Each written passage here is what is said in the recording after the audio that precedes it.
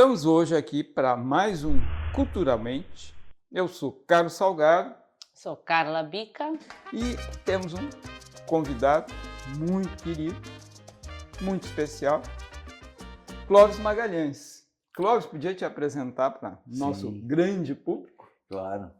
Não, em primeiro lugar, eu quero agradecer. Eu acho que antes da apresentação vale agradecer. Eu acho que é muito legal a gente poder conversar com amigos, conversar sobre cultura, estressar nossa mente na perspectiva de entender o mundo, né? Então, é com muito prazer que eu venho aqui participar desse encontro com vocês. As nossas conversas são de longa data, nós somos amigos de muitos anos, né? Mas para me apresentar, eu sou engenheiro civil por formação, tenho formação em ciência política, fiz planejamento urbano e regional, uma especialização no exterior e finalmente fiz engenharia de produção, aí mais aqui no nosso ambiente, na URGS, né? Acabei defendendo minha tese ali, né? Esse é o Clóvis Magalhães. Atuo na política por alguns anos, assim, basicamente na assessoria do nosso senador e prefeito José Fogaça. E essa é a minha apresentação. Esse é o Clóvis Magalhães. Clóvis Magalhães, além de ser engenheiro, além de prestar, né, essa generosa contribuição na vida comunitária, né, através do veículo que é a política, do instrumento que é a vida política, né, que outros interesses tem o Clóvis? Depois nós vamos voltar bastante para as questões técnicas, que o Clóvis tem um manancial aí para entender o mundo, né, mano?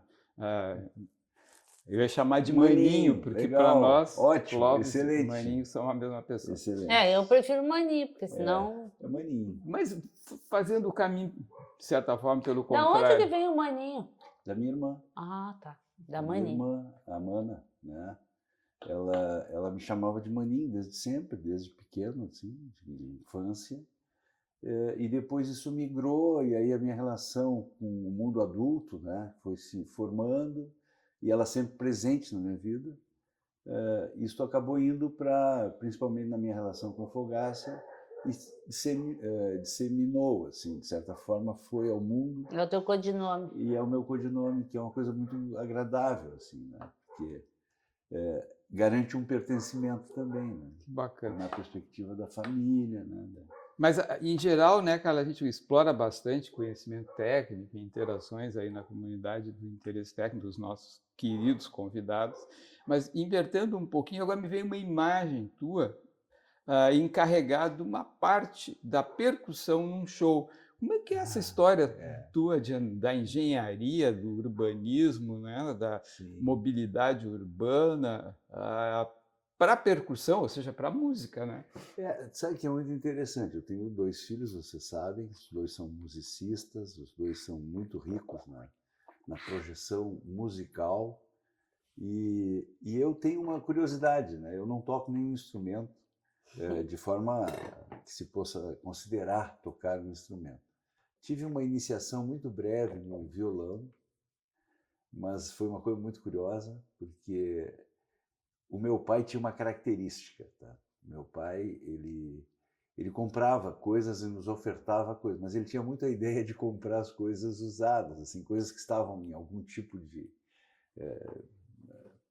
numa situação de revenda ou coisas do gênero. E ele, muito generoso, comprou para mim um violão, na época.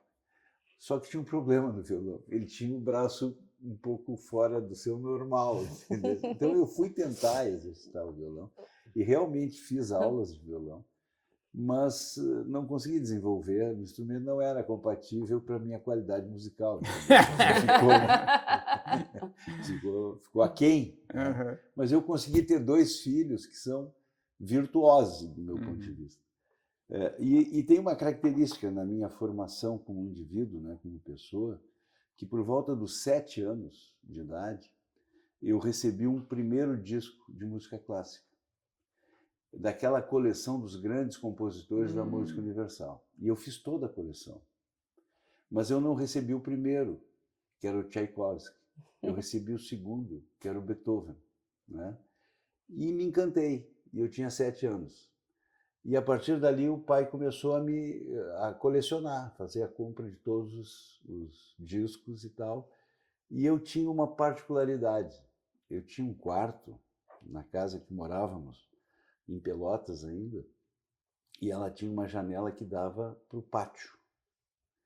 E eu tocava os discos e regia pelo exercício de fazer o exercício da música, para perceber a música, a dinâmica da música e tal. Eu tinha essa sensibilidade. Assim, eu ficava sozinho no meu quarto, abria a janela, ninguém na minha família curtia a ideia de música clássica. Meu pai gostava de boleros, aquelas músicas mais românticas, né, da juventude dele e tal. E eu me encantei pela música clássica sem nenhuma formação ou informação anterior. Foi uma iniciativa muito minha, assim, que surgiu Sorte de cair na mão. de um estímulo do pai, né? E eu tinha a ideia de fazer a regência. E a regência, na verdade, é a projeção do compasso, naquilo que está te sensibilizando, o ritmo que está te atingindo e tal. E era fantasia muito rica, muito rica. Eu conseguia perceber muitos movimentos do mundo através da música clássica. Bom, isso me formou, entende? Assim, de certa maneira, isso me acompanhou ao longo da vida. Até lamento que agora eu não tenho mais disco para tocar. Eu agora acabo ouvindo, às vezes, no celular, e isso perde uma qualidade. Mas foi rico na minha formação. E isso me permitiu muito, assim, a dinâmica da música, a percepção da música, o lúdico que a música clássica traz, porque essa é uma vantagem da música clássica, não tem letra. Então é a tua percepção sonora e a tua interpretação de imagens que se produzem no teu pensamento. Então, isso foi a minha base de formação musical. A partir daí, eu tive também um episódio assim, nós tínhamos lá um grupo, que nem era um grupo adulto, né? Mas que por alguma razão eu cruzei, que às quintas-feiras na ABB, que era a Associação Brasileira do Banco do Brasil, lá, né? ABB, eles faziam um samba, uma roda de samba. E lá eu ia também, assim, de vez em quando eu ia lá e tal, mas aí já na fase adolescente, talvez. E lá eu comecei a fazer ritmo, né? E aí aprendi a tocar o surdo, que é o único instrumento que mais ou menos Tem influência, eu consigo, tem influência. Sim, mas que é crucial no samba porque é o ritmo, dá o né? ritmo Exatamente principal, o né? compasso, o ritmo, Compasso né? principal. Uhum. Então isso, para ter uma ideia, assim, eu consigo tocar o surdo e não consigo tocar o pandeiro. Eu tento tocar o pandeiro e faço a batida do surdo. Aí eu consigo tocar o pandeiro como se surdo fosse, né? Entende? Uma coisa assim. Um pandeiro A surdo. marcação. Uma marcação. Bom, e aí eu acho que tem um grande desdobramento aí que eu acho que foi muito bacana na minha vida, que os meus 2 filhos estudaram violino. Já aí com a contribuição da Kátia. A gente... Kátia, a senhora é sua esposa. Minha esposa. Que nós, desde muito cedo, estimulamos os filhos. Claro, a Kátia vem de uma família musical. Todo mundo toca, todo mundo canta. Na minha família, quem canta desafina, quem toca, toca errado. Então não dá, entendeu? Então não dá. Bom, mas... Exceto no surdo. No surdo a gente vai, ou às vezes na corneta, né? Nos gremistas. Eu sou colorado, entendeu? Então, Muito bem, muito adequado. Pratico muito bem essa Instrumento prática, sou. esse instrumento quando eu estou brincando com os gremistas, tá? Uhum. Bom, mas aí eu acho que foi uma coisa bacana que os filhos cedo foram para a escola Tio Zequinha estudar violino. E a escola Tio Zequinha, o método Suzuki, ele se compõe de uma relação muito familiar. O pai e a mãe participam da formação dos filhos, porque tu vai exercitar, tu vai fazer... Tem 1000 exercícios. O foguete, que é para o domínio da vara do violino. Assim, eram vários exercícios ali que a gente tinha que praticar e a gente conseguia fazer assim, com a Gutia muito disciplinadamente e com o Tiago muito desordenadamente, entende? Assim, o Tiago não tinha muita paciência para fazer esses exercícios e tal. Mas aí eu realmente assim tive um novo enlace com a música clássica, porque aí eu consegui, através dos filhos e através da formação, eles estudavam músicas clássicas, né? Bach e outros compositores. Então, o outro lado bom, esse é um lado, talvez eu diria assim, bastante importante, bastante formador, né? O segundo conteúdo de formação para mim vem um pouco mais tardiamente, sem considerar um aspecto um pouco fora da casinha, que lá pelos, sei lá, na pré-adolescência, quando tu está ali naquele embalo de tentar entender o mundo, eu li toda a enciclopédia Delta Júnior, toda. Algo totalmente inócuo, improdutivo, entendeu? Algo que o Google te responde agora prontamente. Mas era o Google da época. Mas eu me encasinei com aquilo e fui ler a enciclopédia. E a enciclopédia são só conceitos, ela não tem enredo, ela não tem conteúdo de elaboração maior, é só é uma informação aquilo ali, né? Mas eu tinha essas manias, aí eu me prendi ali e li, não sei quantos volumes eram, mas foi uma loucura absoluta da minha vida, que é bem um período em que tu exercita essas coisas, né? Quer dizer, era uma insegurança para a vida, verdadeiramente. Assim, eu estava transitando da infância para a adolescência e tinha alguns conteúdos que eu digo, eu preciso apropriar isso, senão eu não vou ser adulto, né? Eu não vou conseguir me compor como um adulto se eu não tiver conhecimento das coisas do mundo, né? É uma forma meio obtusa, assim, de obter esse conhecimento. Eu acho que era mais fácil fazer outras coisas. Mas era o que era acessível à época também, né? Poderia ter feito de outra forma, mas como a gente só faz uma vez na vida, não tem a segunda. A curiosidade certamente era um móvel desse processo. E aí, para concluir, assim, aí no final, já na fase adulta, eu realmente tive um outro episódio importante, que foi a ciência política, quando eu fiz a formação em ciência política, trabalhar alguns conteúdos assim, bem importantes, que foram, para mim, definitivos. Porque vamos distinguir uma coisa que é a política na conquista do poder, e a outra coisa é a ciência política na sua percepção de mundo, né? Na elaboração do mundo, no que se chama. É tão difícil discutir hoje qual é o conteúdo, o que significa liberdade, o que é ser livre, o que é liberto. São coisas diferentes, mas as pessoas não entendem. O que é democracia e qual é o conteúdo da democracia que promove a liberdade. Então, essas coisas eu fui descobrindo, fui elaborando com alguns autores. Aí li muito o Foucault, porque me encantei na ciência política com o Foucault. Depois eu li uma boa parcela da obra do Bauman. Aí já adulto completo, já quando eu estava fazendo, eu fiz em alguns anos o Fronteiras do Pensamento. E num dos episódios do Fronteiras do Pensamento, veio então o Bauman, que não veio a Porto Alegre, ele deu uma palestra por vídeo já na época, porque ele já tinha uma dificuldade, já estava bem velhinho, né? Mas dali vieram alguns conteúdos que foram referência para mim e que eu, inclusive, explorei muito assim, no ambiente familiar. Algumas coisas eu me lembro de ter um vídeo bem importante do Bauman, que eu chamei a Guti e o Thiago, sentamos juntos, os quatro, né? Eu, a Kátia, a Guti e o Thiago, vamos ver o que esse cara está falando, né? Pela qualidade do que ele trazia, que era a questão pendular, né? Liberdade e segurança, que é a lógica de pensamento dele. Quanto mais liberdade, menos segurança. Quanto mais segurança, menos liberdade. Por isso que eu te digo, a diferença entre o livre e o liberto é uma distância absurda. Infelizmente, nós estamos reivindicando uma liberdade que não existe na perspectiva do livre, né? Nós queremos ser livres e não libertos. Isso é uma confusão, porque o liberto é fruto de um pacto e de um consenso. O livre é um isolado. É um indivíduo que se soca dentro de um espaço e ali ele pratica a sua... está livre. É mais egocêntrico. Ele já não tem mais a contraposição, ele não tem mais o diálogo, ele não tem a referência de limites e contrapesos, né? De tal maneira que ele possa conquistar a liberdade.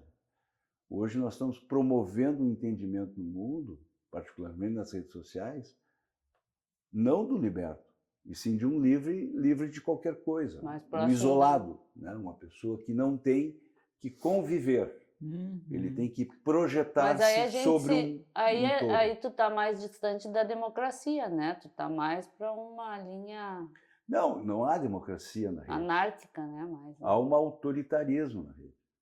O princípio do livre, no pressuposto das redes, é eu poder fazer tudo o que eu quero, eu não tenho limites. E o pressuposto de liberdade é um complexo de consensos e pactos. E aí tem Eu a só sou cidadania, né? A Eu só comunidade. posso ser livre se há um pressuposto de ética na minha relação com o outro. Se o outro não existe, na minha percepção, não é liberdade. O indivíduo que está isolado numa ilha, ele é livre, Tá sozinho. porque ele está absolutamente sozinho. Só que ele não suporta, né? Porque o ser humano não suporta essa condição de livre, né? Ele precisa estar liberto, ele precisa pactuar com o outro, ele precisa ter ética na sua relação. E isso, infelizmente, hoje, nos tempos atuais, só para dar uma passada ainda, né, num contexto assim das relações que foram me formando de certa maneira. E aí, como eu te disse, assim, eu tive muito tempo de aprendizagem para além da ciência política na elaboração de projetos que o Fogaça redigiu ao longo da vida e eu pude acompanhar, né? Quer dizer, esse papel de retaguarda técnica, né, tem sido muito presente na tua vida, então. Sim. Eu digo assim, eu tenho dois conteúdos que são valorosos para mim: a condição humana e a condição social. A condição humana são os sentimentos que permitem amar, sofrer, sentir, acariciar, proteger. São os aspectos humanos, né? Que são as formas amorosas de realizar a vida. E os aspectos técnicos é o que se relaciona com a sociedade, onde eu preciso ter regras de conduta, eu preciso ter regras de promoção do que é social, respeito às condições de contraditório, né? Isso é uma regra técnica, né? Que vai, inclusive, se aplicar na própria engenharia. Se aplica também em todos os conteúdos de relacionamento com o mundo, né? A técnica é fundamental. Quer dizer, a negação, como princípio de algumas formações, é o absurdo do humano. Negar-se à vacina, negar-se à prevenção, promover, não ser empático, né? Não produzir uma empatia, isso é a impossibilidade do humano. Mas eu te provoquei com a ideia de música e tua participação, imagem minha antiga, né, como percussionista num grupo musical, né? E eu estava te provocando, né? A música hoje, que lugar ocupa na tua vida, além do fruir e da apreciação da gurizada aqui, que é virtuosa? A música tomou um lugar, assim, muito interessante, porque a música tornou-se algo central na minha vida, mas desde sempre. Hoje eu tenho a possibilidade de experienciar essa vivência com os meus filhos, né? Apreciar, e acho que eles estão, assim, maduros e muito ativos, né, na expressão musical. Então a música, ela é um conteúdo presente na minha vida desde sempre. Então eu tenho essa flexibilidade, assim, eu posso estar numa roda de samba e me sentir muito bem, né? Posso estar num ambiente de música clássica, num espetáculo, e vou me sentir bem, muito bem também. Talvez eu tenha algumas restrições musicais para as coisas que me parecem não muito agradáveis. Mais do ser livre, né? Exato. Aí tu vem com aquelas... que eu acho que são expressões musicais que a gente tem que respeitar e tentar entender, mas que não são sensíveis para mim, assim, quer dizer, o funk não é difícil para mim. Funk Brasil agora, esse mais... O sertanejo também, porque é uma dramaticidade que não me agrada, entende? Eu acho muito mais dramático ouvir uma obra clássica me dá muito mais dramaticidade, me dá muito mais sentimentos a perceber do que o chororô do sertanejo, entendeu? Que é uma projeção, sei lá, não me agrada, não gosto. Apesar de ser um apreciador de música, né? Bem o que tu está Mas dizendo. com essas assim. distinções, são camadas, né? Sim, mas tu és um cara que é minha parceria para ópera, por exemplo. Ópera eu gosto muito. Que é um exercício de dramaticidade. Né? Ópera eu gosto muito. É um apelo popular dentro da história da música erudita, né? E eu estava lembrando, conectando as coisas aqui do meu jeito, né, que o teu domínio, né, desde gurizinho, né, te interessasse pela música erudita, e aí é bom ser um maestro, né, ou seja, entender mais intimamente, né, os andamentos da música e a relação disso com a precisão da engenharia, né, e com tu estavas fazendo agora para a gente aqui uma situação mental, né, do que é a realidade, os limites da liberdade, as características do que se chama liberdade, do que se chama ser um sujeito liberto, né? Então, me parece muito que a gente ouve aqui o engenheiro, né? Um cara que gosta de pautas, que se estimula, que, como tu disseste, explora sentimentos, estados mentais com a pauta. E essa complexidade onde tu já começasse a transitar da nossa sociedade, das relações sociais, que parece que é difícil de enxergar uma pauta clara nisso tudo que não sejam os exageros, né? Eu acho que nós estamos vivendo um momento assim, de uma transição, de uma quebra de paradigmas muito forte. Porque, em todos os aspectos, isso é muito interessante. Eu acho que eu vou fazer um outro raciocínio para chegar na tua... recentemente eu pude participar e organizar, e está agora apresentado, até eu ia trazer, esqueci, o Plano Estadual da Primeira Infância. E a gente fez a elaboração de todo ele, do começo ao fim. Como é que a gente elaborou e como é que a gente projetou isso? Tá? E de novo, assim, tem lá as suas métricas, tá? Mas eu vou chegar onde eu gostaria de te esclarecer. Nós fizemos 5 audiências públicas no estado do Rio Grande do Sul. Quais eram as audiências e por que 5? Né? Porque nós fomos às regiões indígenas para fazer e perceber a primeira infância indígena. Né? Depois nós fomos aos quilombolas, que foi lá na região de Pelotas, para entender, interpretar e recepcionar as demandas da primeira infância quilombola. Depois nós fomos lá nos limites do Rio Grande do Sul para entender e dialogar com a primeira infância de reassentados e fronteiriços, porque são os doble chapas, né? Que se compõem de 2 sociedades e se compõem de uma formação cultural que é bem diferente, limítrofe, né? Depois nós fomos a Bento Gonçalves para falar com os imigrantes e perceber todas as relações de interface que um indivíduo chegado de um outro estado, de uma outra cultura, de um outro país, com muitas dificuldades sempre, porque eles vêm expurgados por algum motivo. Sim, ninguém migra ou geopolítico, ou de alguma relação assim, e encontramos lá. Por que eu estou dizendo? E a última fizemos em Porto Alegre para perceber os acolhimentos, sejam os acolhimentos institucionais, sejam os acolhimentos familiares, né? Que são dinâmicas muito diferentes e muito sensíveis. Né? O acolhimento familiar é complexo é tão complexo para a criança quanto é o acolhimento institucional. Em algumas situações, o acolhimento institucional promove melhor essa primeira infância do que o familiar. Né? Então, é super sensível e tal. O que eu estou tentando dizer? Eu só posso perceber o indivíduo no locus da sua vivência, no território. Na sua cultura pessoal. E no território.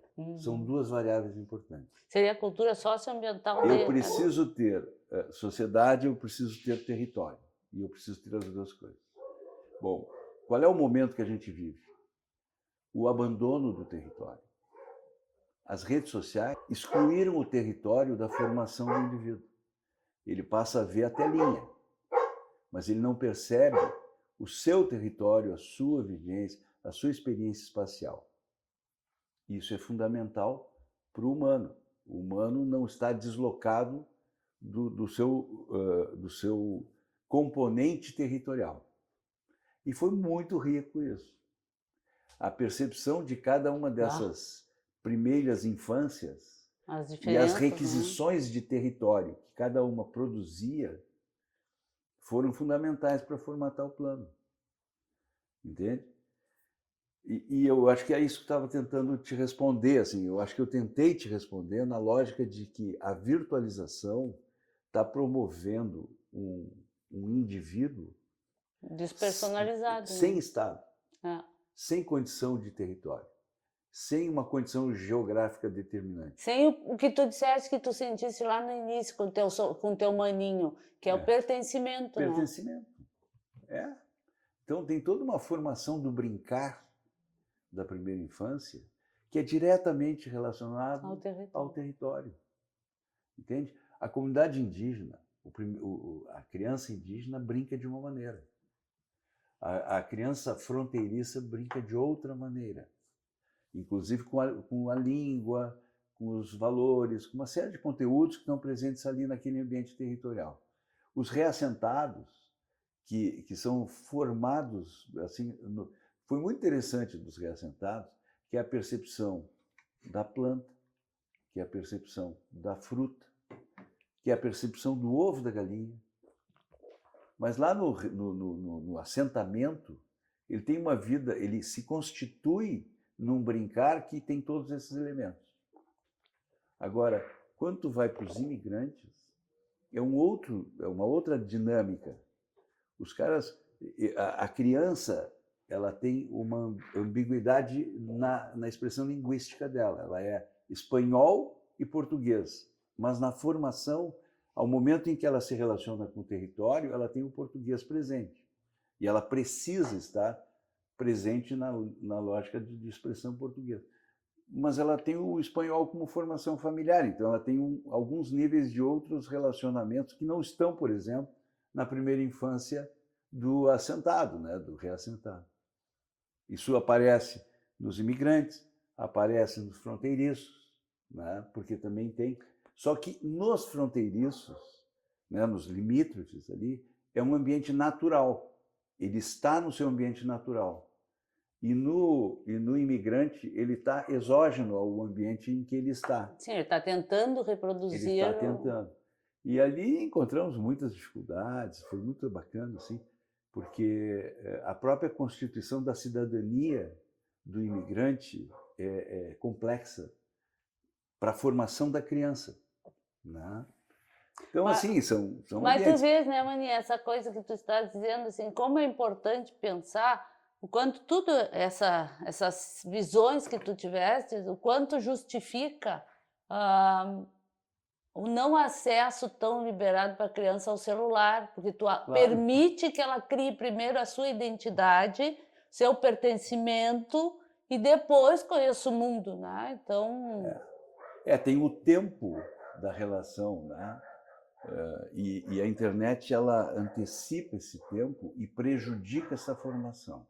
E mesmo todo o e aprendizado ela trabalha que é numa necessário, lógica né, para sobrevivência, de livre e não de liberto. É. Isso é muito grave, entende? Porque o indivíduo aqui no celular, ele está livre, ele está isolado, como se ele estivesse individualizado numa ilha. Né? Eu pensar na lógica, né? Eu existir e ser global no futuro é uma coisa. Agora, eu já ser global desde que eu nasço, tu não tem onde te apegar. Não, e outra coisa muito curiosa, aí é o Bauman que trabalha... Aí tu não tem comunidade, digamos, senso de comunidade, senso coletivo. Tu não tem freios e contrapesos, entende? Assim, que é uma condição essencial para te formar. Né? Para te dar ética, né? E o Bauman trabalha numa lógica que o indivíduo livre, ele é um absoluto medroso. Ele tem medo porque ele não constitui pertencimento a nada, entende? O indivíduo isolado, ele tem um sentimento de medo, uma percepção de medo, de fragilidade, que o indivíduo liberto é sólido, porque ele tem contrapesos, ele tem relações estabelecidas, né? Ele tem pactuação. O indivíduo livre não tem pactuação E aí ele é fruto do seu próprio sentimento. Então ele vai ter as razões até de se pôr fim, né? Ele vai se agredir, ele vai se tornar algo tão vulnerável que ele se põe frágil para viver. Então ele às vezes acaba com a vida por essa insegurança, esse medo. O Bauman trabalha isso é bem legal, que ele trabalha aquela lógica do pendular, né? Porque aí tu fica tão inseguro que tu tem uma projeção de medo que tu, às vezes tu dá fim. Avassalador. Te decompõe. Agora eu entendi uma coisa. Sempre que eu converso com o Maninho, eu sinto que eu fico com rugas. Porque eu sempre fico pensando que... Não, mas fica assim. Pô, mas que isso? Não, mas são rugas do bem. Não, nada que um botox depois não resolve. Mas assim, na sensação de que realmente, acho que a gente pensa muito pouco, até por nossa dinâmica diária de trabalho e coisa, a gente pensa muito pouco nisso. E agora pensando por outro lado, acho que agora tu tá num ambiente certo, né? Quando tu começa a trabalhar essa coisa da infância, eu acho que com os teus pensamentos, que eu já conheço, já tive muita ruga, não, porque eu me lembro que eu convivi contigo na época da prefeitura do Fogaça e que tu fizeste a gestão. Sim. E eu, agora entendendo melhor o pensamento, tu fazia uma gestão para libertos. E a sensação que eu tenho é que nós não estávamos preparados, todo mundo ali queria ser livre. Entende? O mundo tem esse ciclo. A humanidade, eu acho que ela caminha de uma forma tortuosa entre a liberdade e a repressão, entende assim? Então, são os ciclos que são... Nós estamos vivendo um momento de alta repressão com uma expressão de liberdade, uma reivindicação da liberdade e uma alta repressão. Mas de opostos. O mundo está evoluindo assim. Eu esses dias comentando, hoje tu consegue identificar o Mussolini, tu consegue identificar o Hitler sem fazer esforço nas lideranças mundiais. Tu vais encontrar o Stalin, tu vai recompor o cenário da Segunda Guerra. Ele está posto para nós. Só que agora com um agravante. A máquina de guerra, ela é de uma potência que destrói, né? Quer dizer, nós vamos ter perdas muito significativas. Mas o conteúdo de composição da liderança global é o que antecedeu a Segunda Guerra Mundial. Só que é pior agora, né? Porque como a gente tem esse espírito mais para o livre do que para o liberto, as pessoas não se importam de se fazer mal desde o que... É o que eu te digo, assim, é a reivindicação de uma falsa liberdade. Na verdade, as pessoas estão muito expressando eu quero ser livre, total e absolutamente. E eu não quero ser liberto porque eu não abro espaço para compor a minha liberdade com o limite da liberdade do outro. Sim. Eu quero uma expressão de liberdade absoluta. Isso é o império do individualismo, em resumo. É o que nós estamos vivendo hoje.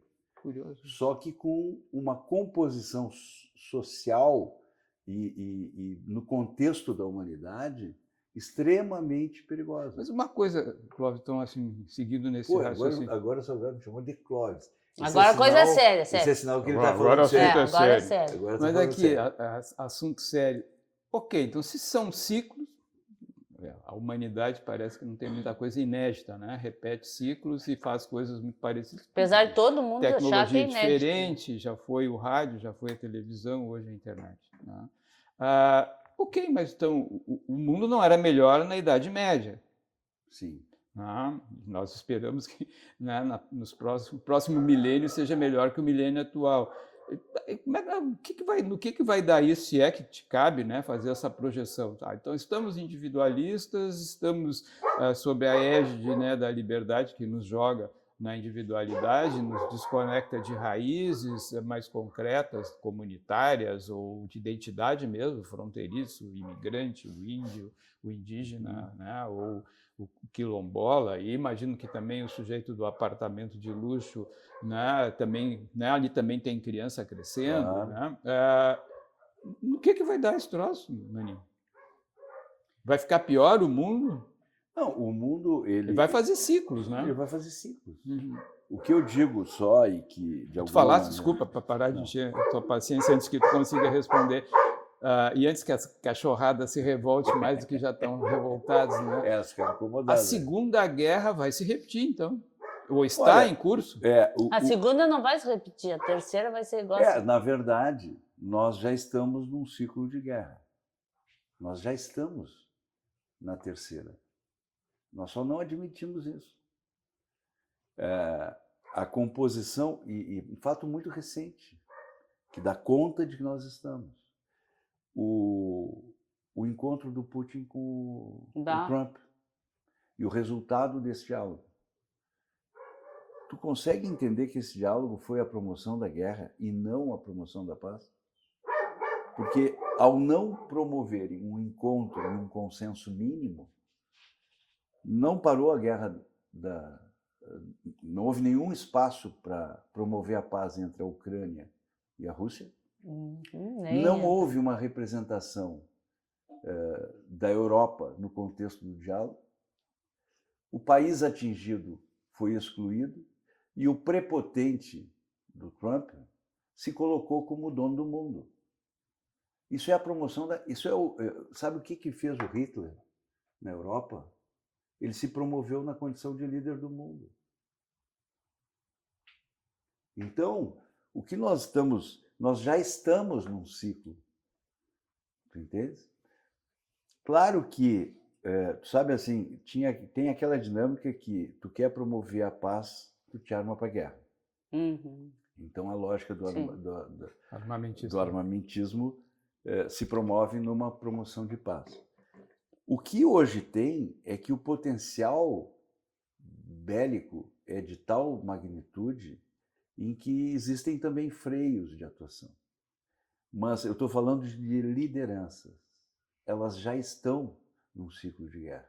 O que está acontecendo em Gaza é um ciclo de guerra na proporção do genocídio.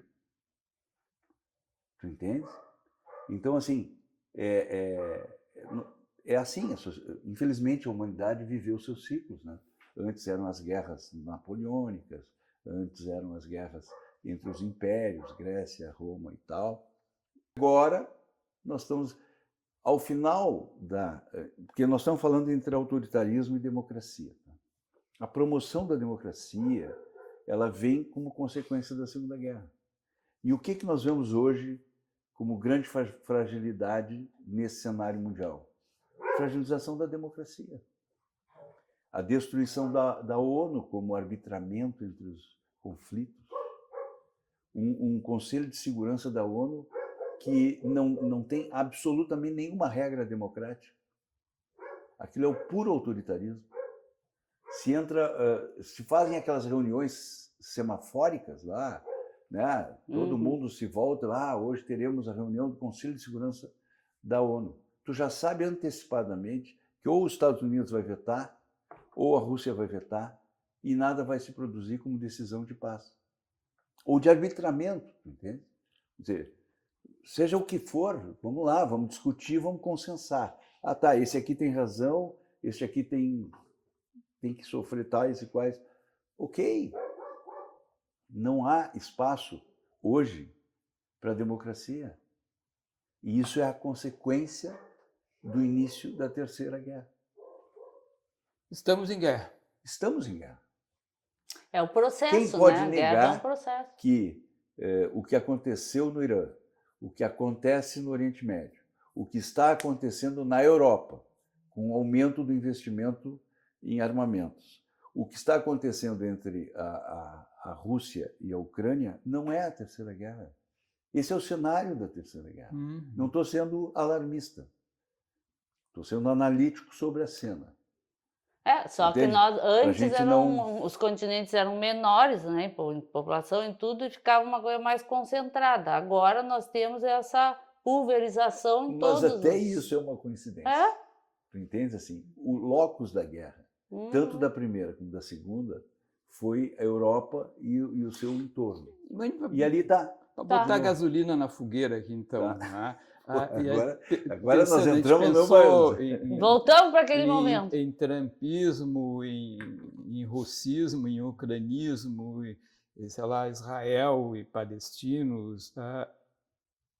E o crime organizado, essa força imensa, onipresente, que transpassa fronteiras, que está na rede social, que está francamente presente, né, nas transações, às vezes de forma desconcertante para a gente.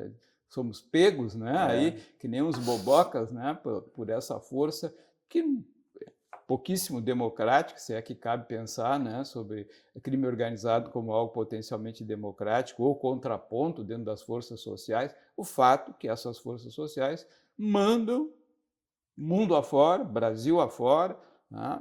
E como é que é essa composição? Então tem o Putin e tem o Comando Vermelho, tem a máfia russa e tem a máfia São duas lógicas de guerra que são diferentes. Né? A guerra de nações e de domínios territoriais pela lógica das nações, e a guerra de guerrilha, onde está a Al-Qaeda, onde está o Estado Islâmico, onde está o PCC, onde está...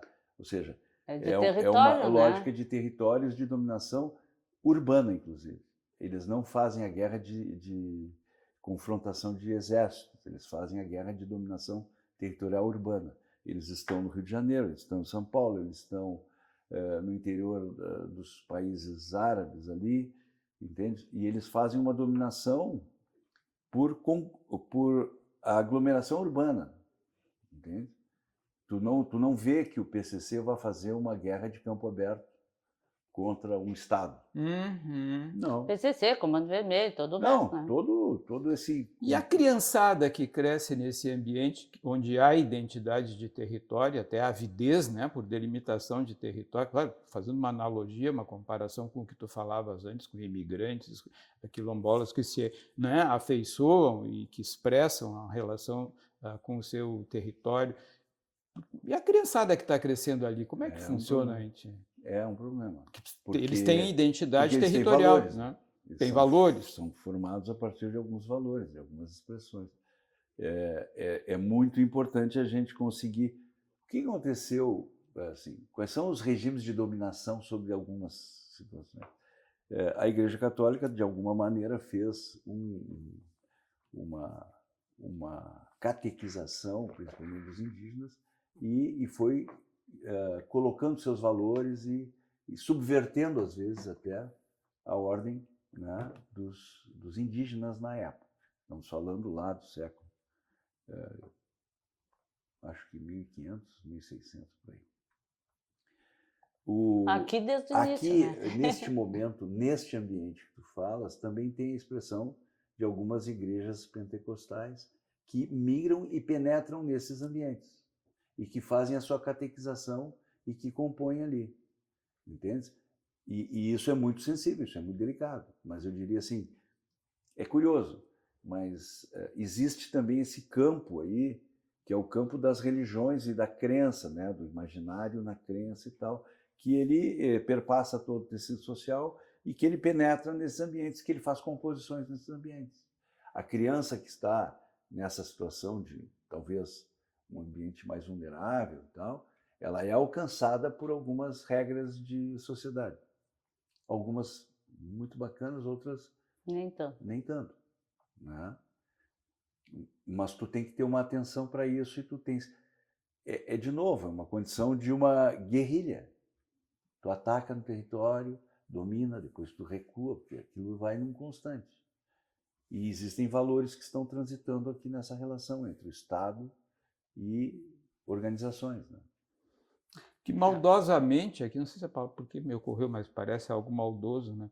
Existem as crianças privilegiadas por esse regime de coisas, ou seja, a filharada aí das lideranças, né, do crime organizado, como ocorre com a filharada das lideranças políticas ou das lideranças econômicas, empresariais, né? E aí a gente talvez falar do outro tipo de vulnerabilidade, né? Mas essa criançada está crescendo, serão adolescentes, daqui a pouco, sei lá, terão afinidade ou não com o modelo de negócio, digamos, Uhum. né, que a família suporta ou que dentro do qual a família cresce. O que vai acontecer com essa criançada toda aí? Tipo, então tem o desassistido, tem o contraponto do superassistido, tanto na estrutura, digamos, de respeito à ética e lá com essa ética peculiar do crime organizado também, né? Nem sei Também se... tem regras de convivência, regras de dominação. A mesma coisa que tu vê, mal comparando, o indivíduo de uma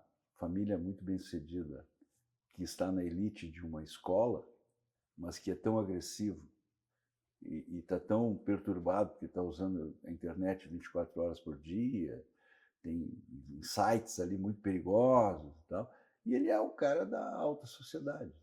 Aí tu vai ver um indivíduo que está periférico e talvez em área de dominação de milícias e tal, que está conseguindo ouvir música clássica, por exemplo. Uhum. Porque a criança e o humano tem essa qualidade de ser também algo que se relaciona a partir de valores intrínsecos, né? Que vai buscar as suas construções, né? E seu acúmulo, né? Então, isso é tecido social. Isso Uhum. tem uma variabilidade, Sim. entende? Assim, isso é tecido social. E todas as camadas interagem. E eu posso trazer um exemplo de alguém que esteve numa situação muito vulnerável e que se tornou um expoente de um pensamento muito sólido. E posso ter alguém com muitos benefícios que se fragilizou de tal forma que adoeceu e foi parar numa condição muito vulnerável. No individualismo mais Entende? triste, Quer por dizer, exemplo. Uhum. isso é tecido social. Uhum. Porque esse gurizinho, essa menina que está na favela, ela circula no espaço. Ela tem convivências, ela tem inserções diferenciadas no espaço. Uhum. Para bem ou para mal. Né? Sim. Uhum. Sim. É aquela coisa, né? Tudo tem o lado bom e o lado ruim, Tô né? começando a Então, ficar com rugas também. viu? Né? Eu falei. Mas as crianças que têm acesso, e tudo, adolescentes, alguns sabem fazer o bom uso. Agora, aí é tu deixar muito na mão das pessoas, das crianças, do adolescente, sei lá, uma genética do bem, alguma coisa assim, para fazer um bom uso. Quando não tem um acesso na sua camada social, na sua pertencimento, na sua casa, na sua comunidade. Então é complicado da gente pensar, né? Eu até vou trazer uma questão que aí vem numa outra camada. Assim. Vocês sabem que o Rio Grande do Sul tem maior taxa de evasão. E agora uma formação muito diferente, né, da nossa, assim, do meu tempo de escola. Hoje tu praticamente financia esse aluno não pela apropriação do valor do conhecimento, mas é monetária mesmo. Tu tem que pagar a bolsa, para ir retendo, para tentar manter aquela criança. Por quê? Porque uma das condições da construção da liberdade, ou seja, da pactuação da sociedade, do sentir e apropriar os valores que são parte de um contexto social, é a escola. A escola é liberta, não é livre. E a formação dos alunos e a indução dos alunos pela lógica da internet é do livre e não do liberto. Então ele não tem convivência assim amigável com as regras de conduta que a escola proporciona. Ele não que deveria ele não quer proporcionar. cumprir os horários de aula, ele não quer cumprir com a elaboração de exercícios. Sabe, tu tem uma condição assim muito vulnerável porque a escola perde o seu valor na formação do indivíduo. A escola está se vulnerabilizando. Aí tu tem que ter alguma coisa fiduciária, ou seja, alguma coisa monetária que atribua valor a esse guri para ele estar na escola. Sim, a gente reforça o que não é bom, ou seja, só vou se eu ganhar alguma coisa, quando na realidade o ganho é pessoal, né? Está mudando isso completamente. É um cenário absolutamente novo. Você novo. foi uma coisa bem concreta, né? Bom, eu estou agora viajando aqui. Não se remunera o jovem para que ele esteja em sala de aula, né? Para que ele cumpra minimamente, né, o que a escola propõe, e se remunera mal o professor que é encarregado de ajudar esse jovem a cumprir o périplo desde o desconhecimento ao conhecimento. Sabe? Perde. Nisso Para a perde. virtualidade, ele não tem condição de concorrer a esse sistema, o professor. Porque ele vai estabelecer regras de conduta, ele vai ter que disciplinar horários. Ele é parte de um regramento que promove a liberdade. E as pessoas não querem essa liberdade. As crianças também não aderem a esse modelo de liberdade com regras de conduta e convivência. Que são os pactos. São os pactos. Né? E é muito... o que eu digo que é pior, tá? Mas assim, sei lá, mas eu estou aqui batendo um papo com vocês e estou com liberdade para expressar. Tá. Nós estamos profissionalizando a adolescência. Ela passa a ter um valor que antes nós só conquistávamos na vida adulta. Quando eu me inseria no mundo do trabalho e era remunerado pelo que eu produzia. Este era a construção do indivíduo. Ele se formava ainda numa condição muito particular e depois ele ia, na vida adulta, aderir a um modelo remunerado. Né? Nós estamos antecipando isso de uma maneira que daqui a um pouquinho a criança, para entrar no maternal, vai receber uma bolsa, um remuneratório. Entende? Isso é uma antecipação da vida adulta. Ou seja, porque nós também estamos batida, adultizando as crianças. Nessa batida, o pai e a mãe acabam tendo um interesse monetário. Juntar tudo, dá um dinheirinho. Entende? Eu não entendo bem esse termo adultização, tá? Eu não consigo interpretar ele corretamente. Eu também não, por isso que eu estou dizendo, parece que tudo é adultização. Eu digo que é um fenômeno social importante que a gente precisa olhar, prestar muita atenção, ver quais são as equações possíveis. Acho que uma das equações possíveis é limitar o espaço das tecnologias. Porque ela não, eu não sei se o termo correto seria adultização, mas ela vai empobrecer o humano. Sim, é uma pseudo-adultização, né? Porque tu tens muitas coisas que tu faz que nem gente grande, como receber, mas tu não tem o que a adultez nos dá, que é a responsabilidade, a consciência do risco, a consciência do coletivo, a consciência do outro, né? Ser adulto é saudável, mas antecipar essa condição é extremamente doentio, porque vai suprimir um espaço de vivência e de construção do indivíduo fundamental para ele. Né? Tu constrói um adultinho, mas tu não constrói um cidadão, né? Eu digo assim, para mim, uma das coisas mais interessantes é quando o aluno percebe que ele tem que conquistar a nota para passar. Essa é uma regra de negócio interessante. Entende? Eu preciso aprender a fazer que 2 mais 2 é 4, porque quando eu souber isso e expressar isso, eu ganhei uma nota de valor. Eu aprendi a fazer uma conta matemática. Eu ganhei um espaço, eu conquistei um espaço de valor. Aí depois eu vou migrando daqui a pouquinho eu estou fazendo equações de primeiro grau. Tá, mas eu conquistei mais um espaço de saber, então eu sou um pouquinho mais adulto. Porque é passo a passo. O prêmio é o domínio da realidade. É a conquista. Não, e o aprendizado, conhecimento, né? Tem que ter o conhecimento. Eu tenho que ir conquistando essas questões assim, de forma gradativa. Quer dizer, a escola que promove sem desafio, ela está fadada a ser um mau negócio. Eu acho que a escola é um desafio que a inteligência artificial quer suprimir da vida dos humanos. Não há resposta, não há perguntas que me coloquem que eu não... Eu vou direto aqui, faço... Isso aí me responde. Supostamente me responde. Só com um detalhe, né? A inteligência artificial, isso é um dado que eu esses dias li também, que é super interessante, eu acho. A inteligência artificial não tem sentimento. Não tem empatia. Não tem consciência. Não tem compromisso com a verdade. Ela mente sem culpa. É ótimo. É verdade. Sim. Ela faz entende? Então, ela pode analisar que um indivíduo que está numa situação mais delicada mereça morrer. E ela declara isso.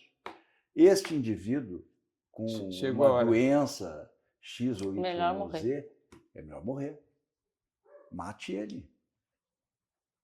Entende?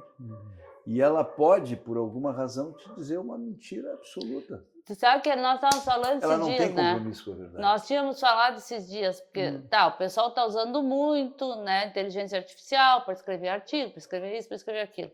E aí, tá, nós tivemos uma experiência parecida, tá, então vou usar para fazer a minha aula. Tá, aí foi usar. Aí dá mais trabalho, porque eu tenho que verificar tudo que ela diz, porque a maior parte do que ela diz, ela não tira só das revistas Qualis, tipo A, B, ela Não. tira do todo. Aí vem, às vezes, uma asneira que saiu num artigo escrito por um influencer que diz que acha que tal coisa não existe. É porque ela Aí, não tem compromisso com a verdade. gente, dá Ponto. tanto trabalho usar Ponto. tal da inteligência artificial, Ponto. que aí a pessoa Sabe? diz, é muito mais fácil. Não é. Eu não estou dizendo que eu sou contra a inteligência artificial. Tá? Eu acho que ela tem aplicabilidade, sim, em alguns modelos. Tá? Eu acho que ele tem que ainda apropriar isso como uma novidade no mundo. Agora, o mal que ela traz é quando ela te empobrece a perspectiva do aprender. É aquilo que eu digo, assim, eu tenho que conquistar o saber Saber é uma que conquista. 2 mais 2 são Mas, 4. Maria, aí nós temos um É. grande problema escolar. O que a gente cria muito na escola, com o conhecimento, com essa coisa de ir atingindo níveis, é juízo crítico, né? Se eu não tenho isso na escola, eu vou pegar a inteligência artificial, não é como eu que vou olhar e dizer, bah, mas isso aqui parece besteira, mas da onde tirou isso aqui? Não, vamos ver se isso aí realmente é verdade. Não tenho isso, eu só replico aquilo ali. Claro, E aí eu estou replicando em verdade. claro. Sabe que eu vi Ou estou criando fatos. Não, é um facilitador para ti, porque tu prepara um PowerPoint para fazer uma aula Aí rapidamente. Aí dá a Tu sensação. bota lá dentro os artigos que tu queres e tal, diz assim, prepara um PPT para mim. Ele prepara para ti. Aí tu vai ter que gastar, quem faz a crítica, né? Ele foi facilitado barbaramente, porque assim, um relatório de uma reunião que tu levarias talvez um dia para promover toda a cadeia de relações, tal, ele te faz em alguns minutos, nem minutos, segundos, e ele te produz um relatório razoável, razoável. Eu já vi isso assim, muitas vezes, entende? Mas ele é desprovido de sentido crítico, ele é desprovido. Tu tem que fazer uma leitura e fazer como tu disseste, assim, criterizar aquilo de uma maneira que te permita tu assumires aquilo como uma condição da tua expressão. Não é o que as pessoas fazem. Sabe, Cláudio, botando um pouquinho de otimismo nesse Eu sou muito processo. pessimista. Não. Eu me sinto pessimista e às vezes eu tenho que me corrigir.